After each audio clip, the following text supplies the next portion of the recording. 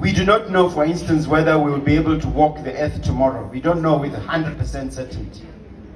That's the kind of world we live in. But I thought during this period of independence, I could start by talking about our founding father, Seretse Khama, our first president. His quest for justice and equality amidst global uncertainty. Those of you who've watched the movie United Kingdom, and those of you who have read history, will know that his ascension to the presidency of this country was never ever guaranteed.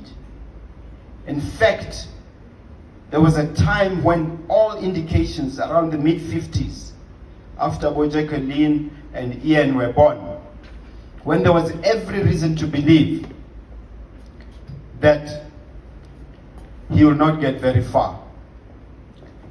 But he persisted, and he persisted, and in 65 he assumed the position of Prime Minister, and 66 he became our first president. So I'm saying that just like Seretse Khama embraced this uncertainty but soldiered on. And let's not forget that he assumed the presidency at a very young age. He was in his 40s.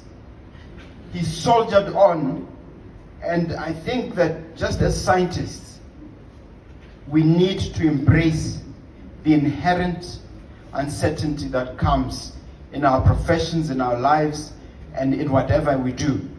But we should never allow that to dissuade us or to make us hesitant in striving for excellence. That's nugget number one.